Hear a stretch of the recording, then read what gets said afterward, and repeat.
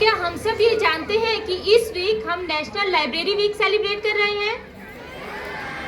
Okay, तो क्योंकि हम लाइब्रेरी की बात करते हैं तो पहले दिमाग में बातें क्या आती हैं? किताबें। और किताबों में सबसे इंटरेस्टिंग हमें क्या लगता है? स्टोरीज। करेक्ट। तो इतनी अच्छी हमें स्टोरीज लगती है तो क्यों ना स्पेशल आइटम में एक कहानी सुनाई जाए। ठीक है, जो आज हम कहानी सुनाएंगे वो एक पंचतंत्र की कहानी है। अब आप सभी पूछोगे ये पंचतंत्र क्या है? तो पंचतंत्र भारतीय कथाओं का एक ऐसा संग्रह है जिसे 2000 साल पहले लिखा गया था। इसकी रचना पंडित विष्णु शर्मा ने की। और इसकी रचना किस लिए की गई? ताकि 3 राजकुमारों को बहुत अच्छी शिक्षा मिल सके। हमें अच्छे से पता है कि हम कहानियों के माध्यम से बहुत अच्छी सीख ले सकते हैं, है ना? तो चलो हम अपनी कहानी शुरू करते हैं। ये कहानी है सूरज और हवा की।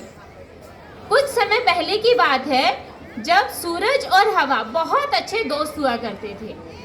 वो दोनों पूरा दिन साथ में रहते थे। सूरज पौधों को बड़ा करने में और हमें सर्दी से बचाने में मदद करता था।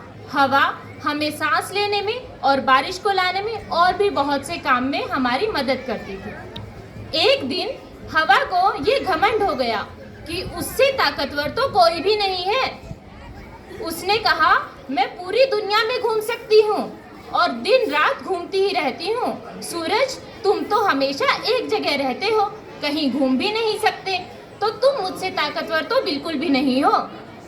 सूरज ने कहा, मुझे घूमने की जरूरत ही नहीं है, जो जहाँ है वहीं से मुझे देख सकता है और मेरे ताप को महसूस कर सकता है। हवा ने कहा, तब भी तुम तो बस दिन में रहते हो, मैं तो दिन रात घूमती रहती हूँ। सूरज ने कहा, मैं रात को कहीं नहीं जाता, मैं तो इधर ही रहता हूँ। वो तो पृथ्वी है जो घूमती रहती है, और चांद भी तो अपनी रोशनी मुझसे ही उधार लेता है। हवा ने नहीं माना। हवा अपने अहंकार में चूर रही और ये उनकी लड़ाई कई महीनों तक चलती रही। एक दिन वो ऐसे ही बहस कर रहे थे तो उन्होंने ऊपर से एक आदमी को जाते देखा। उसने शॉल को ढांप रखा था। तो हवा ने कहा, क्यों ना हम इस आदमी से अपनी लड़ाई को खत्म कर पाएं। जो भी इसकी शॉल को उतार देगा हम मानेंगे कि वही ज्यादा ताकतवर है। सूरज ने कहा, ठीक है। हवा का पहला नंबर आया।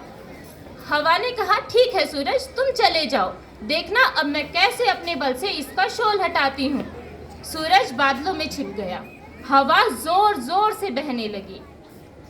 अब इंसान को जैसे ही हवा महसूस होती वैसे ही वो अपने शॉल को और कस के पकड़ लेता और हवा फिर बहुत तेज चलती। जितनी हवा तेज चलती उतनी ही कस के आदमी अपने शॉल को पकड़ लेता। हवा थक हार कर बैठ गई और उसने अपनी हार मानी। लेकिन अभी क्या, सूरज की भी तो बारी थी। सूरज बादलों में से बाहर निकला और हवा बिल्कुल रुक गई। सूरज ने अपना ताप बढ़ाया और बढ़ाया और बढ़ाया। उफ, कितनी गर्मी है। इंसान ने कहा, अब तो ये शॉल हटाना ही पड़ेगा, और इस तरह उसने अपना शॉल हटा दिया। हवा ने अपनी पूरी तरह से हार मान ली। वो हाथ जोड़कर बोली, सूरज मैं हार गई, और उसे नमस्ते करके जाने लगी। सूरज ने कहा, रुको हवा, हम तो दोस्त थे, क्योंकि तुम्हारे अंदर घमंड आ गया था इसीलिए मैं तुम्हारे साथ ये शर्त लगाने को तैयार हो गया। लेकिन ना तुम मुझसे कम हो ना मैं तुमसे कम हूँ। हम सभी का अपना अपना योगदान है इस जीवन में। इसीलिए इस कहानी से हमें शिक्षा मिलती है कि हमारा घमंड हमारी योग्यताओं के ऊपर हमेशा हावी हो जाता है और वो हमें हार की तरफ ले जाता है।